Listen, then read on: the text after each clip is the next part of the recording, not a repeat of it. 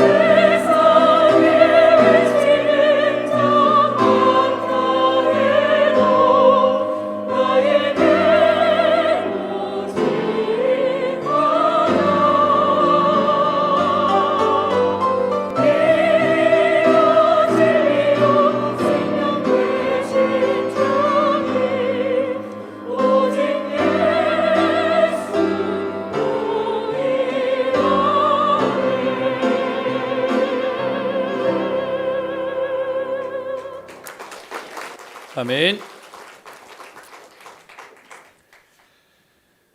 기가 막힌 선곡의 기가 막힌 찬양이셨습니다.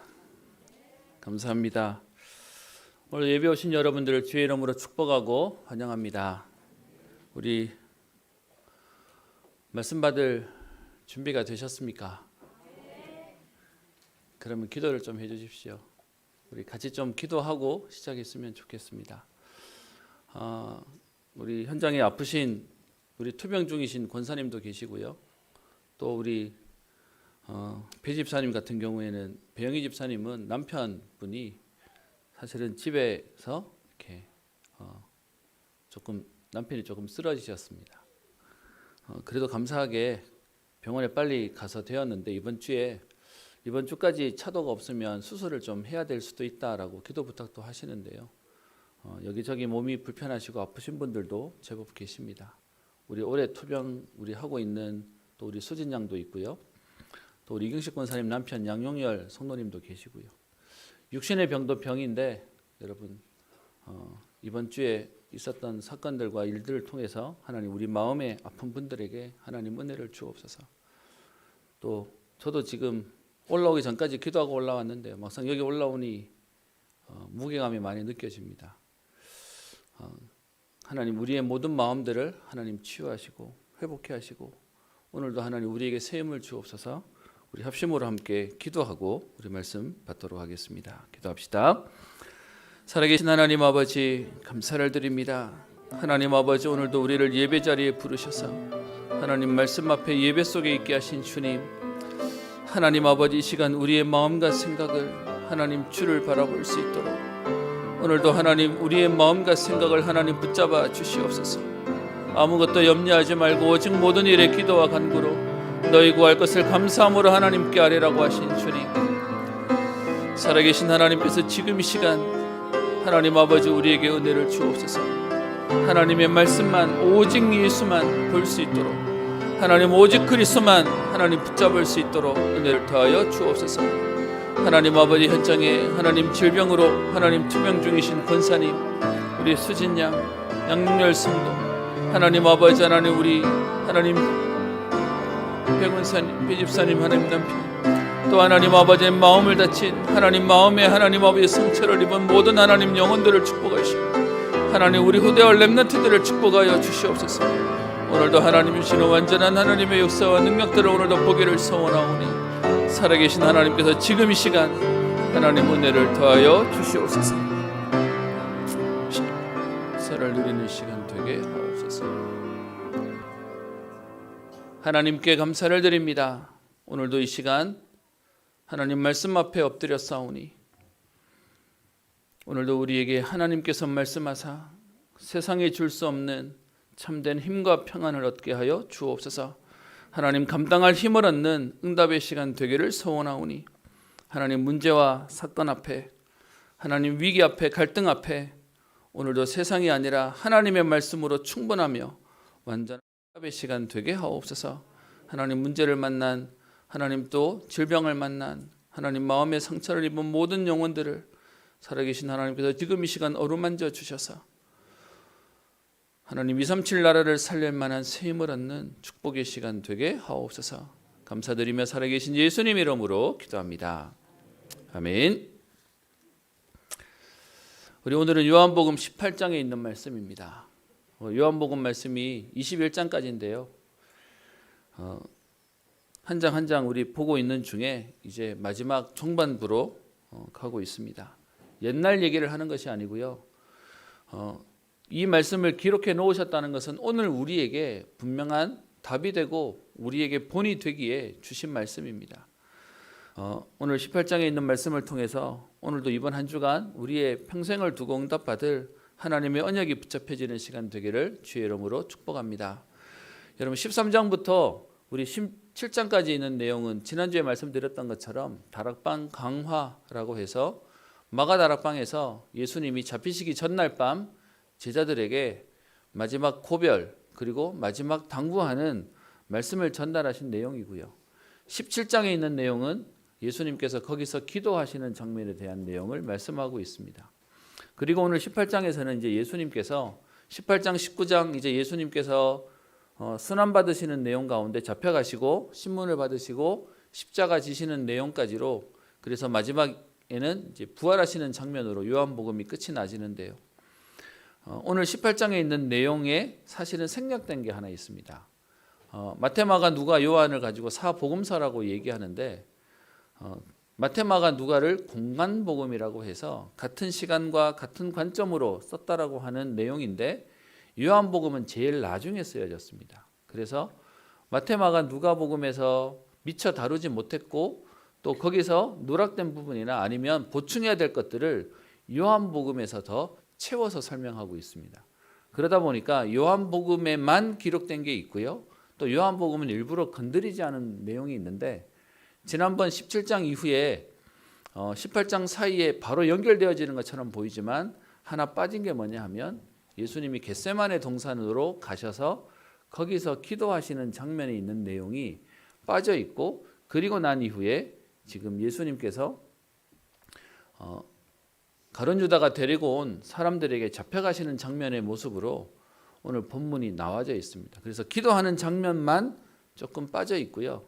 그 겟세마네 동산 오늘 있는 내용에서는 장소를 밝히지 않지만 그 감람원이라고 하는 곳에 오늘 기도하러 가셨던 장면이 오늘 본문 속에 나와 있습니다. 그래서 겟세마네 동산에 대한 기도하셨던 내용은 마태복음 26장, 마가복음 14장, 누가복음 22장에 있는 내용 속에 나와져 있는데요.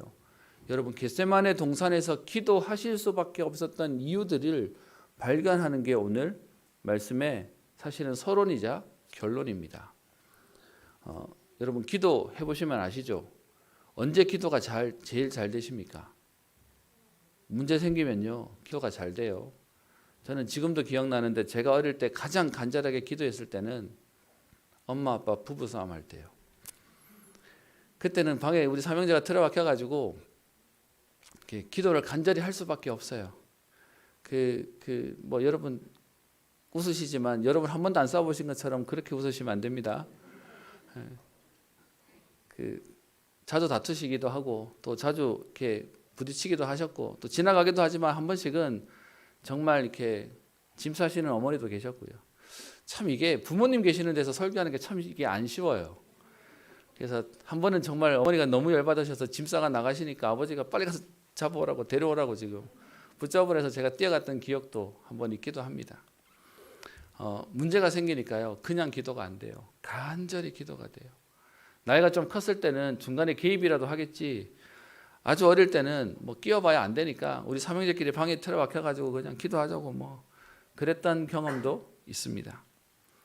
여러분 오늘 예수님이 잡히실 것을 아셨기 때문에 겟세마네 동산에서의 기도는 그냥 기도가 아니었어요. 그 기도는 문제를 앞두고 예수님이 기도하셔야 됐어요. 오늘 거기에 대한 내용들을 얘기하고 있는데 한번 보시겠습니다. 18장 1절에 예수께서 이 말씀을 하시고 제자들과 함께 기드론 시내 건너편으로 가시는데 그곳에 동산이 있습니다. 그 동산 이름을 성경은 말하지 않지만 마태복음과 마가복음에서는 겟세마네라고 얘기하고요.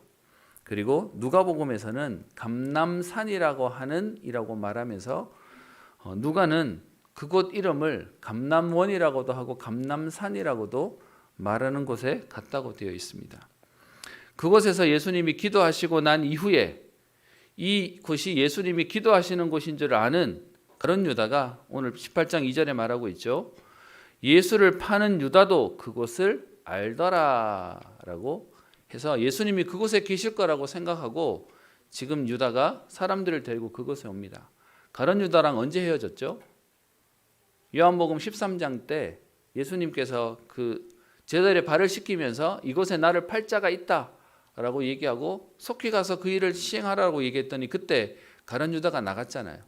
그렇게 나가고 난 이후에 지금 제사장들을 찾아가서 예수님 있는 데를 내가 알고 지금 넘기겠다라고 해서 사람들을 데리고 지금 이 감람원이라고 하는 겟세마네 동산에 사람들을 데리고 올라오는 모습을 얘기하고 있습니다. 그래서 가룟 유다가 오는데 혼자 오지 않죠. 18장 3절에 군대와 대제사장들과 바리새인들에게서 얻은 아랫사람들을 데리고, 이거는 부하들을 데리고 왔다는 얘기고요. 오늘 요한복음에서는 그냥 유대인 정도만 아니라 심부름하는 종들이 아니라 군대도 데려왔다라는 말도 쓰고 있습니다. 그러면서요 그냥 사람만 데려온 게 아니라 등과 횃불과 무기를 가지고 왔다라고 얘기하는데 마태복음과 마가복음에서는 그들이 검도 가져왔다 되어 있고요. 그들이 가지고 있는 무기도 있었다라고 성경은 얘기하고 있습니다. 여러분 왜 이것을 가지고 왔을까요? 가져온 이유는 뻔합니다. 예수님이 도망가면 지금 잡으러 가야 될 사람들이 필요하기 때문에 사람들을 데려왔고요. 또 예수님 옆에 항상 제자들이 있을 거라고 생각했기 때문에 그들의 저항이나 혹시나 모를 공격이 있으면 그것을 하기 위해서 무기도 들고 왔고요. 그리고 등과 횃불을 가져온 이유는 도망가서 숨어버리면 찾아야 되니까 그것도 들고 온 겁니다. 근데 여러분, 그렇게 준비해서 올라왔는데 예수님의 반응은 전혀 저항이 없으세요. 오늘 이 상황이 되었더니 18장 4절에요. 예수께서 그 당할 일을 아시고 나아가 이르시되, 오늘 여기서도 하나 생략된 게 있습니다. 예수님에 대한 많은 사람들이 알고 있을 거라고 생각했지만 막상 예수님은 항상 사람들에게 둘러싸여 있었기 때문에 예수님이 누군지 잘 모를 수 있는 상황이었으니까 가룟 유다가 와서 내가 입맞춤하는 그 사람이다. 그래서 그 입맞춤하는 그 사람을 여러분들이 단단히 결박해서 잡아가라 라고 약속을 했기 때문에 오늘 요한복음에서는 설명을 안 하고 있지만 가룟 유다가 와서 예수님에게 입맞춤합니다. 여러분, 어떤 면에서는 이건 그 사랑의 표시가 아니라 악의적인 표시로서 하는 내용이었죠. 그러고 나니까 예수님께서 그 상황을 다 아시고는 지금 먼저 질문하십니다. 너희가 누구를 찾느냐? 오늘 말씀 가운데 계속 쓰는 표현이요, 당할 일을 다 아셨다라고 얘기하고 있습니다. 그랬더니 그들이 대답하기를 예수님인지 모르고요, 나사렛 예수를 찾습니다. 그랬더니 예수님께서 너무 당당하게 내가 크다, 내가 크니라 라고 말합니다. 그랬더니 6절에요, 어떤 면에서 예수님을 잡아오는 사람들의 그 반응에 횃불도 준비해 오지, 어떤 면에서는 무기도 준비해 오지, 사람도 오지, 뭔가 한판 하려고 생각하고 왔는데 너무 순순하게 내가 바로 그다 라고 얘기하니까 그들이 놀랐어요. 6절에 그들이 물러가서 땅에 엎드러지는지라. 그리고 그랬더니 예수님이 다시 질문합니다. 다시 누구를 찾느냐고 물으시니 그들이 대답하기를 나사렛 예수다, 나사렛 예수를 찾습니다 라고 말하니까 예수님이 8절에 이렇게 제안합니다. 너희에게 내가 크니라 하였으니, 너희들이 나를 찾으러 왔으니까 이 사람들이 가는 것은 용납하라. 여기서 말하는 이 사람들이 누구죠? 예수님의 제자들이요. 나를 잡으러 온 거니까 나만 잡아가고 내 제자들은 갈 수 있도록 해줘라 라고 말하는 겁니다. 여기에 예수님의 사랑에 대한 내용들이 나와 있는 거죠. 그러면서 9절에 친히 요한이 그 의미를 설명합니다. 아버지께서 내게 주신 자 중에 하나도 잃지 아니하였사옵나이다 라고 하신 그 말씀을 이루도록 예수님이 그들을 보호하시고 끝까지 사랑하셨다라고 되어 있습니다. 그렇게 제자들을 보내실 수 있는 모든 환경을 만들어 놨는데요, 오늘 10절에 그런데 여러분, 예수님이 지금 결박당해서 잡혀가는 장면을 보고 있는 가운데 저 누가복음에 보면, 마가복음에 보면 제자들이 도망갔다라고 하는 표현이 있는데 그 중에 베드로는요, 그냥 보낼 수 없어서 그가 원래 칼을 가지고 다녔는지 아니면 이날을 위해서 이날을 준비했는지는 모르겠지만 갖고 있던 칼을 꺼내서, 왜냐하면 그들도 지금 무기를 가지고 결박하니까요. 그랬더니 베드로가 저항해서 지금 대제사장의 종 말고라고 하는 사람의 귀를 자르는, 사실 정확히 말하면 이게 저항하기 위해서 휘둘렀는데 다행히 그 사람의 귀만 상하는 일들이 생긴 거죠. 요한복음에는 또 설명이 안 되어 있는데요, 예수님께서는 그 귀가 떨어진 그 말고의 귀를 다시 붙이셔서 치유하셨다는 장면의 내용도 나와 있습니다. 그러면서 오늘 11절 예수께서 베드로에게 말씀하시되 칼을 칼집에 꽂으라. 아버지께서 주신 잔을 내가 마시지 아니하겠느냐라고 말씀하시면서 예수님이 순순히 잡혀가시는 장면이 오늘 본문 속에 나옵니다. 오늘 말씀의 제목을 이걸로 잡았어요. 아버지께서 주신 잔이라고 잡았습니다. 하나님께서 예수님에게 주신 이 잔을 오늘 예수님이 그 잔을 받으시는 장면의 내용입니다. 여러분, 오늘 이 장면이 나오기까지 오늘 요한복음 18장에는 좀 숨겨져 있지만 여러분 18장 2절에 보면 그곳은 가끔 예수께서 제자들과 모이시는 곳이므로 라고 되어 있는데, 여러분 누가복음에 보면 예수님이 이 장소를 얼마나 즐겨 찾으셨는지에 대한 내용들이 나와져 있습니다.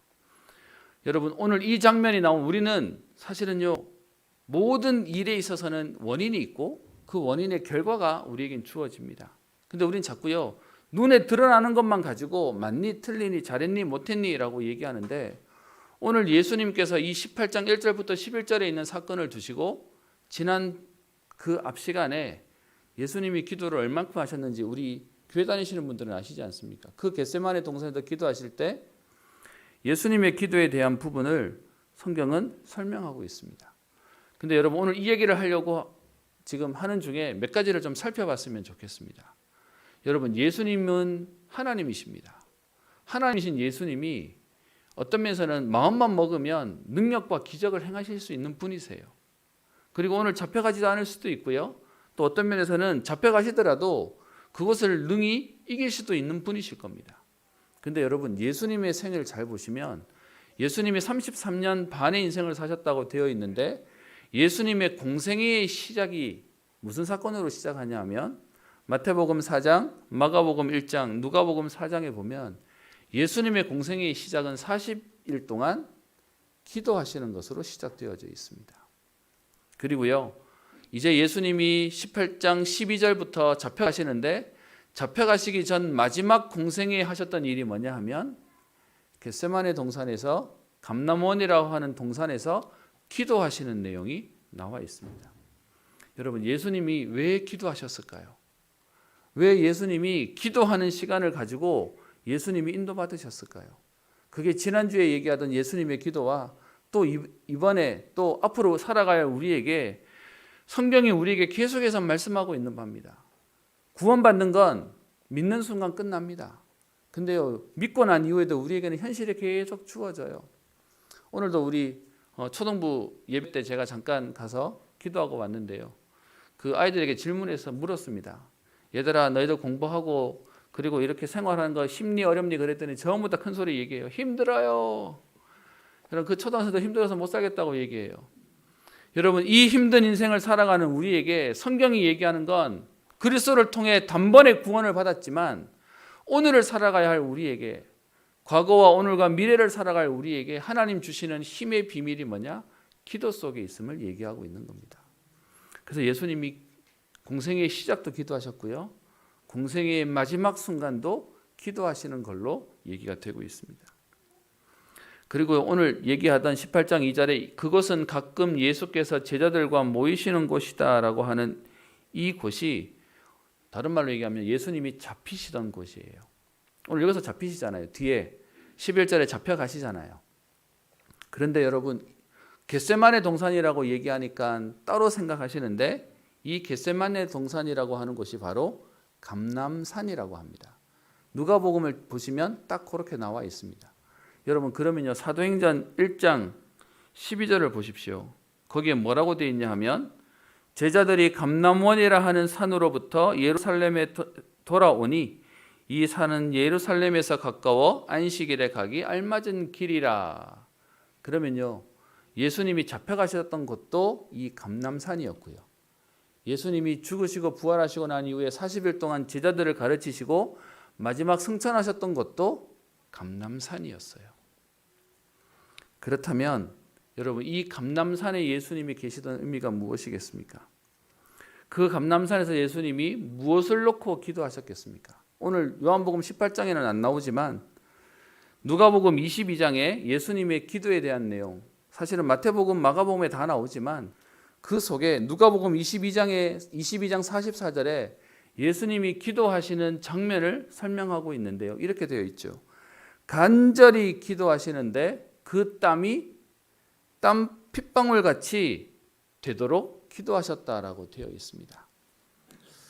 여러분 그동안 아마 신앙생활 하시면서 땀이 핏방울 같이라고 하는 이 표현을 많이 들어보셨을 텐데요. 여러분은 어떻게 이해하고 계십니까? 우리의 땀이 피가 될 수 있습니까? 그 말이 아닌 거죠. 많은 분들이 오해하시는 게 있어요. 사도행전 2장에 나오는 바람 같은 불 같은 성령의 역사라고 얘기하니까 자꾸 성령의 역사를 바람이라고 생각하고 불이라고 생각하는데 그것 같은이라고 얘기했어요. 이미지를 만들어서 얘기하고 있는 거죠. 그러면 오늘 여기서 얘기하는 땀이 우리가 흘러내리는 것과 피가 쏟아지는 것은 다른 내용입니다. 그럼 오늘 그 땀이 핏방울처럼 쏟아냈다는 얘기는 그냥 땀나서 이렇게 뚝뚝 떨어지는 정도의 의미가 아니라 쏟아낼 만큼의 지금 간절한 기도를 얘기하고 있는 겁니다. 여러분, 우리 주님이 무엇 때문에 이렇게 간절히 기도하셨어야 될까요? 하나님이신데요. 그러면 예수님의 기도를 보면서 오늘 우리는 무엇을 봐야 될까요? 예수님이 그곳에 기도하시는 장면이 누가복음 22장 39절에 보면 이렇게 되어 있는데요. 예수께서 나가사 습관을 따라 담남산에 가시매. 여기서 말하는 습관이란 말의 의미가 뭘까요? 규례를 따라서 기도했다는 겁니다. 여기서 말하는 습관이란 내용은 주님이 기도하시는 그 기도에 규례가 있었다는 것을 얘기하는 거예요. 누가복음 21장 37절에는 이렇게 표현되어 있습니다. 예수께서 낮에는 성전에서 가르치시고 밤에는 나가 감람원이라 하는 산에서 쉬시니. 그러니까 예수님은요, 낮으로는 성전에서 말씀 가르치시고 저녁으로는 그 감람산에 오셔서 기도하셨습니다. 기도하시다가 쉬시다가 또다시 예루살렘에 들어가시는 일들을 하셨다는 거죠. 그럼 여러분, 예수님이 기도하셨다는 사실을 알게 될 겁니다. 오늘 그럼 여러분들과 함께 이 본문을 통해서 함께 나누고자 하는 말씀의 의미가 뭐냐? 여러분, 예수님께서는 오늘 18장 11절에 아버지께서 주신 잔을 내가 마셔야 된다라고 말씀하고 계세요. 근데 그 일이 어떻게 벌어질지를 우리는 사실 내일 있을 일도 모르잖아요. 잠시 뒤에 있을 일도 모르는데 오늘 18장 4절에 예수께서 그 당할 일을 다 아신다고 되어 있습니다. 그 일이 어마어마한 일인 줄 아셨던 예수님께서는 지금요, 기도하셔야 될 이유가 뭐냐? 감당할 힘을 달라고 기도할 수밖에 없었던 겁니다. 그래서 여러분, 우리는 바빠서 기도 못한다고 얘기하고요, 우리는 너무 지쳐서 기도 못한다고 얘기하지만 실제로 예수님은요, 바쁘기 때문에 기도하셨습니다. 예수님은요, 너무 급한 일이고 너무 중요한 일이기 때문에 기도하셨습니다. 예수님께서 그 잔을 받아야 한다는 사실을 아시기에 그 감당할 잔의 무게와 거기에 대한 중요성을 아셨던 예수님께서는 기도하지 않고 이 일을 할 수 없음을 아시고 기도 속으로 들어가셨어요. 그래서 마태복음 26장 39절, 마가복음 14장 36절, 누가복음 22장 42절에 예수님이 기도하시는 기도의 내용이 나오죠. 여러분 잘 아시는 내용인데 제가 누가복음 22장 42절의 말씀을 대신 읽어드리면요, 이르시되 아버지여, 만일 아버지의 뜻이거든 이 잔을 내게서 옮기시옵소서. 그러나 내 원대로 마시옵고 아버지의 원대로 되기를 원하나이다. 여러분, 여기서 말하는 기도의 내용의 의미가 뭡니까? 이 잔을 내게서 옮겨달라는 의미가 아니고요, 내 원대로 마시고 아버지의 원대로 하옵소서, 감당할 힘을 주옵소서. 그게 기도의 내용이었습니다. 얼만큼 일이 힘든지를 아셨던 주님께서 원하시거든 이거를 옮겨주시면 더 좋겠는데, 그런데 그렇게 안 하셔도 하나님 아버지의 뜻대로 되기를 원합니다 라고 기도했습니다. 모든 일을 아시는 예수님께서 감당할 힘을 달라고 기도하신 거예요. 저는 말씀 준비하는데요, 어떻게 말씀이 이렇게 나한테 하시는 말씀이지 라고 생각이 들었습니다. 여러분들도 마찬가지실 텐데 죄송합니다. 제가 여러분들을 힘을 주고 살리고 세워야 되는 사람인데 제가 여러분들을 너무 아프게 해서 너무 죄송합니다. 저 어떻게 해야 될지를 모르겠더라고요. 그래서 그냥 지켜볼 수밖에 없다는 것 때문에 조용히 기도했습니다.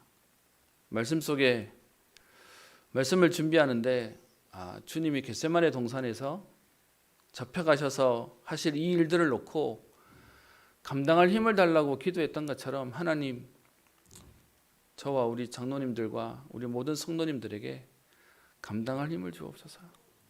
하나님, 그 감당할 기도의 비밀을 맛보게 하옵소서. 그렇게 기도하는 시간이 되었습니다. 여러분, 단순히 땀방울이 핏방울이 되게 하자, 그 말이 아니고요. 여러분, 우리는 너무 지쳐서 기도할 힘이 없다고 얘기하는데 사실은 우리는 힘이 없기 때문에 오늘 하나님 주시는 힘이 필요한 겁니다. 그래서 그 기도 속으로 오늘 들어가야 될 이유를 말씀하고 계시는 겁니다.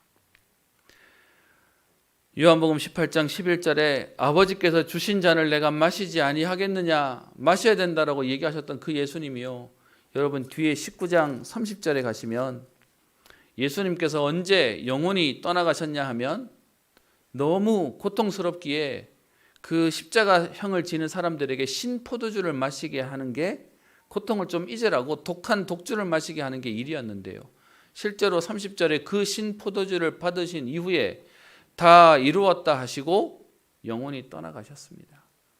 그 고통스러운 주님의 잔을 하나님께서 맡기신, 우리를 살리기 위해서 맡기신 그 사명을 감당하는 그 잔을 예수님께서 친히 감당하셨습니다. 예수님이니까 당연하지? 아니요, 여러분, 세상에 당연한 거 없어요. 여러분, 우리는 너무 쉽게 얘기합니다. 가장이니까, 엄마니까 당연하게 해야 된다고 얘기하지만, 여러분, 우리가 인생을 살아보면서 여러분 그 일을 버텼지만, 그 일을 감당했지만 사실은 너무너무 힘들게 했을 거라는 사실을 우리가 깨닫고 가지 않습니까? 그래서 여러분, 당연한 건 없어요.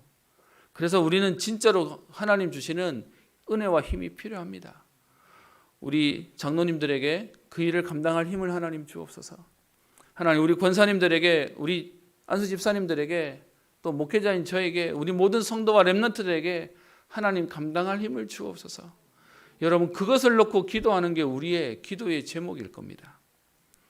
오늘 예수님께서 그 기도를 마치시고 난 이후에 지금 예수님을 잡으러 온 사람들을 대할 때 예수님의 모습이 어땠습니까? 너무 거리낌이 없으셨습니다. 너희가 누구를 찾느냐? 지금 예수님 잡으려고 오는데 그들 나름대로는 긴장했을 겁니다. 그들 나름대로는 지금 무슨 부딪힘이 생기거나 무슨 충돌이 생길까 봐 두려웠을 겁니다. 근데 예수님은요, 그 상황에 너무나 평안하게 내가 크다, 내가 크니까 너희가 찾는 사람이 나니까 제자들은 보내줘라 라고 얘기하고, 심지어 흥분해서 칼을 쓰고 있는 베드로에게 칼을 칼집에 꽂아라 라고 얘기하면서 하나도 흐트러짐 없이 묵묵히 그 길을 가실 수 있었습니다. 왜요? 기도를 통해 하나님 주시는 힘을 얻었거든요. 여러분, 지금은 누가 잘했다 잘못했다, 누가 맞다 틀렸다, 아니요, 우리 전부 다 피해자입니다. 그리스도 말고는 정답 없지 않습니까? 죄송한 건 저도 잘못했어요. 제가 교회에 아무 문제가 안 되기를 바라는 마음에 했던 제 행동이 제가 많은 분들을 아프게 했던 것 같아서 죄송합니다. 저의 부덕입니다. 누구도 사실은 이 일에 악하게 하려고 했던 상황이 아니었는데요. 그런데 그 일을 지금 벌어지고 난 이후에 우리 모두는 사실 마음에 아픔이 생겼습니다. 여러분, 이 상황 속에 오늘 예수님이 이렇게 얘기하세요. 칼을 칼집에 꽂아라. 아버지께서 주신 잔을 마신다라고 얘기하십니다.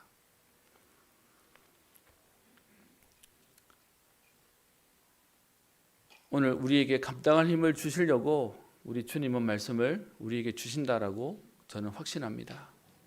예수님께서 기도하시면서 얻었던 그 힘을 가지고 하나님이 맡기신 그 일들을 감당하셨습니다.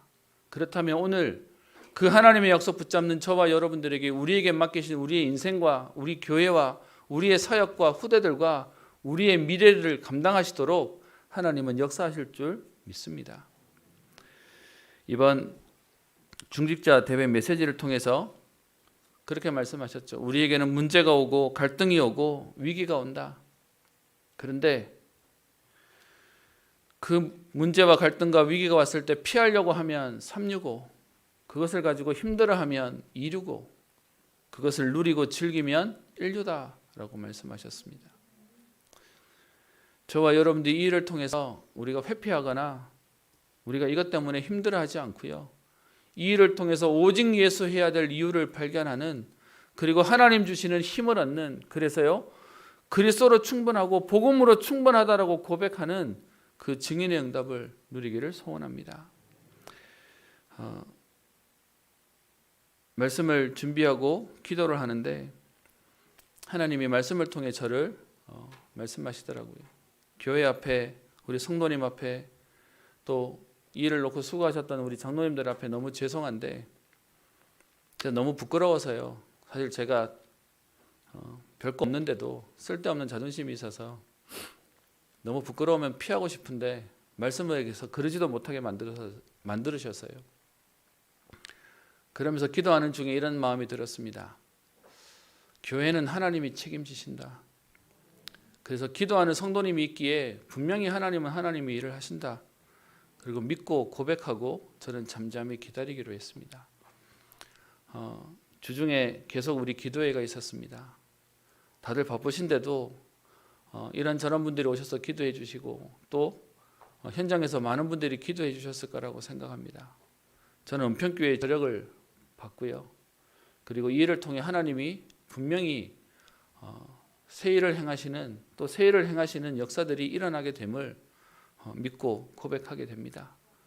저를 아는 동료 교육자가 그런 얘기 하더라고요.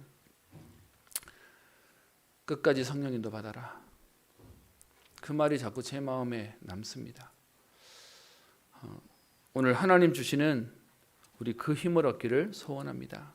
각자에게 주신, 하나님이 우리에게 맡기신 잔이 있을 겁니다. 그래서 나를 따라오려거든 자기를 부인하고 자기 십자가를 지고 따라오라고 하셨던 예수님 말씀처럼 여러분이 각자가 갖고 있는 여러분의 사역지와 현장들이 때로는 버겁고 때로는 힘들고, 그래서 때로는 내려놓고 싶은 많은 현장들이 있을 것입니다. 근데 오늘 그 상황 가운데 주님은 그 일을 감당할 은혜를 기도를 통해 누리시고 우리에게 그것을 본으로 보이십니다. 그리고 중지자 대회 메시지를 통해서 우리에게 나를 보좌화하고 우리의 업을 보좌화하고 우리의 교회를 보좌화하라라고 말씀을 주시면서 이것이 얼만큼 되게 해야 되냐? 리듬이 되게 해요. 여러분 안 하던 운동 갑자기 하면 몸살 나요.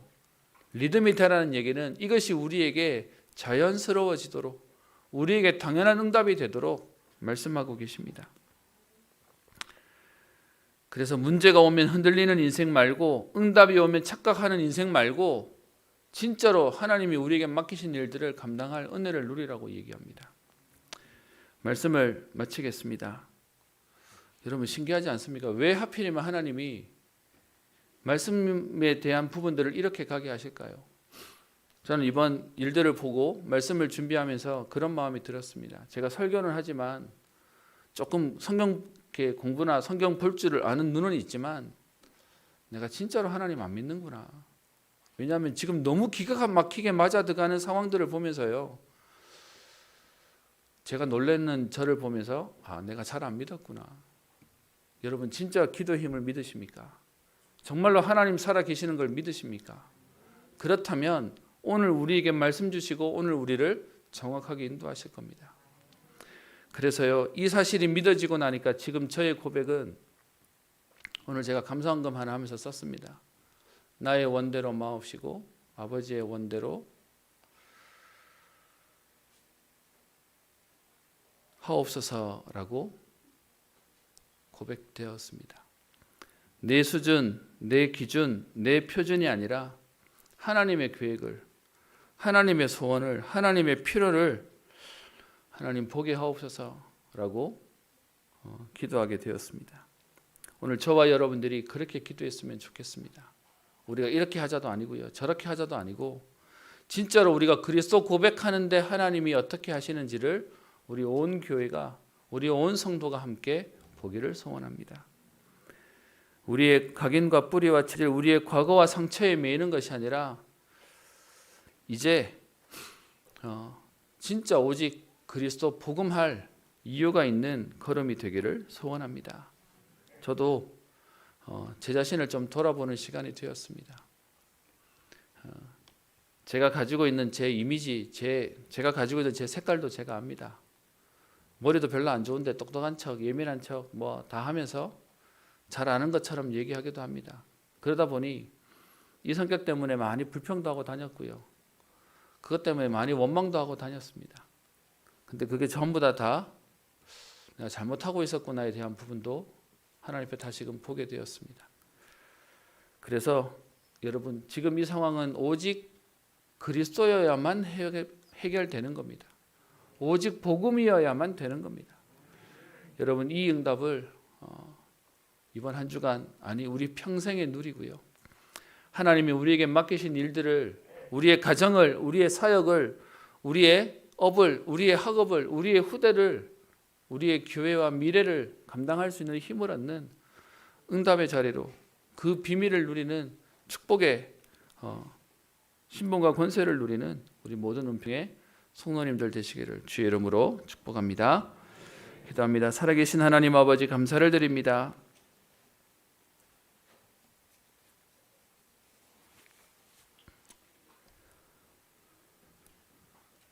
나보다 나를 더 잘 아시는 하나님께서 내가 생각하는 것보다 더 크고 더 좋은 곳으로 우리를 인도하시는 주님께서 오늘 여기까지 우리를 인도하셨음을 믿고 감사를 드립니다. 여기까지 인도하신 주님께서 우리의 남은 걸음도 정확하게 인도하실 줄 믿고 하나님 아버지 오늘 우리에게 감당할 힘을 얻는 기도의 자리로 하나님 기도의 비밀을 누리게 하옵소서. 하나님 말로만 기도한다고 하며 말로만 오직 그리스도라고 고백했던 우리를 용서하시며 하나님 정말 오직 그리스도만 고백되어지고 오직 그리스도만 붙잡는 가운데 하나님이 하시는 응답과 비밀을 보는 축복의 인생 되게 하옵소서.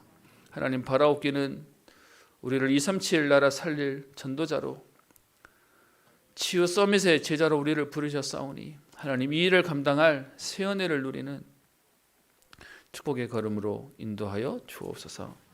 감사드리며 살아계신 우리 주 예수님 이름으로 기도합니다. 아멘.